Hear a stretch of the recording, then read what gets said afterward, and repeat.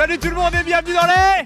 Votre émission préférée pour vous informer, mais pas seulement, aussi pour vous parler de choses importantes comme le harcèlement. Et pour ça, on est aujourd'hui à Couillé, à l'école libre de Saint-Joseph. Allez les amis, vous êtes prêts? Allez les news! C'est parti!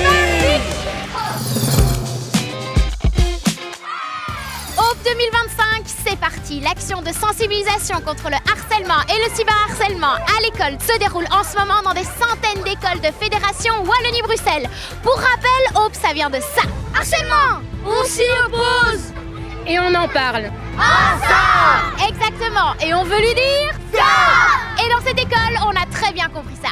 Je suis avec Dilem, Faustine et Walid. L'année dernière, en 5e primaire, vous avez participé déjà à Hope. Ça s'est passé comment, Faustine? On a dû faire la grande chaîne où on a montré nos 4 points. Est-ce que c'était un moment qui était fort, vous avez trouvé?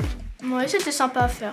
Au moins, on est tous ensemble, on est réunis pour l'opération Hope. On travaillait beaucoup en classe avec madame, elle nous en parlait souvent. Et de toutes ces activités, est-ce que vous avez appris quelque chose par rapport au harcèlement? Qu'est-ce que vous avez retenu?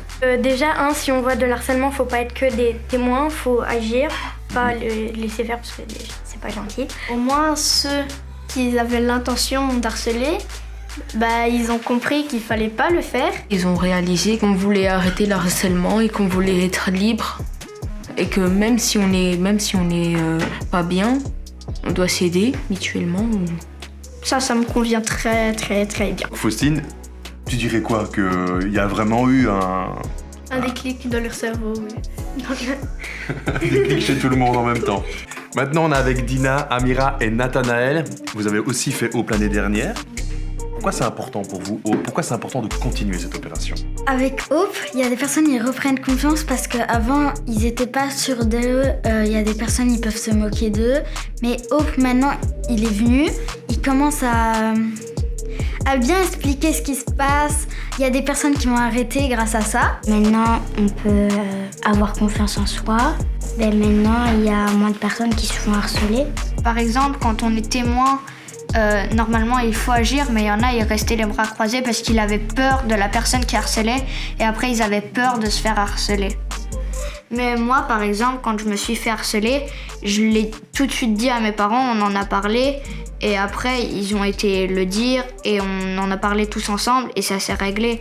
Mais normalement, quand on est témoin, on doit agir, mais il y en a, ils restaient les bras croisés, ils faisaient rien. Il y a des personnes qui en parlent pas, du coup ça se voit qu'ils sont tristes de l'intérieur, mais ils cachent leur visage avec un sourire ou un truc comme ça. Mais il y a des personnes, ils le voient et du coup quand on le dit à quelqu'un, on est soulagé. Là, je ne me fais plus harceler parce que justement j'en ai parlé et même on est devenus amis, donc c'est bien d'en parler.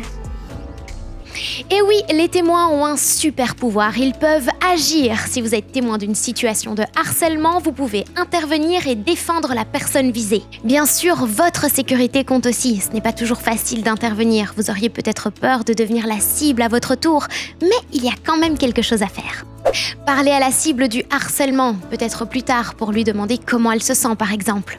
Vous pouvez aussi prévenir un adulte de confiance. Parlez-lui, écrivez-lui une lettre, trouvez un moyen de lui faire savoir. Et si vous avez mis du temps à intervenir ou que vous avez peut-être participé au harcèlement, le plus important, c'est d'y mettre fin. C'est très courageux d'intervenir.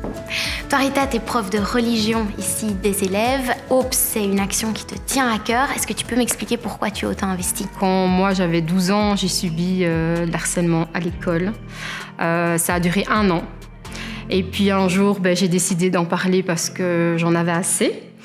Et donc j'en ai parlé à mon titulaire. Et puis voilà, je l'ai expliqué à mes parents. Et puis la jeune fille a été sanctionnée à ce moment-là. Donc toi, tu as eu quelqu'un qui t'a soutenu et tu as envie aussi d'être cette personne pour eux. Oui, voilà, c'est ça. Je leur dis toujours que s'ils ont un souci, ils peuvent toujours venir me parler au titulaire, parler à la direction aussi. D'ailleurs, tu as carrément écrit une chanson sur le harcèlement. Oui, c'est ça. Donc en fait, j'ai pris un peu mon expérience que moi j'ai ressentie par rapport au fait d'avoir été harcelée. J'ai été chercher un peu les mots, les sentiments, les émotions aussi que les enfants avaient.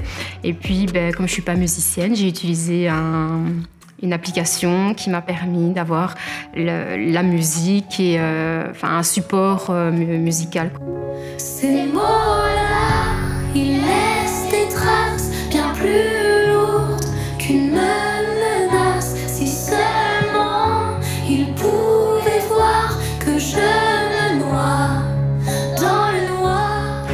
bah, cette chanson est vraiment incroyable. Je sais pas ce que vous en avez pensé. J'ai vu qu'il y en avait qui chantaient. Vous connaissez les paroles par cœur en fait alors? Oui. Moi je vois qu'il y a des marqueurs, des feuilles, des mots écrits sur les papiers. C'est quoi le rapport entre tout ça et la chanson? On avait écouté la musique et madame a voulu savoir qu'est-ce qu'on avait appris de la musique, donc on a fait des panneaux en disant c'est quoi le harcèlement. Le jaune, c'est une horloge. Chaque heure, c'est quelque chose qui concerne le harcèlement. Mais par contre, il y a un truc qui est un peu fou, c'est que même la nuit, je vois qu'il y a des mots.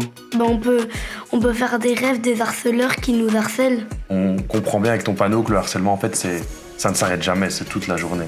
Oui. Alors Timothée, toi aussi, tu as participé à un panneau. J'ai fait celui-là, le bleu. Et qu'est-ce qu'il veut dire, ce panneau, en gros? Sur les réseaux, on peut se faire insulter. Du coup, ça peut être très difficile quand on dit ça, quoi.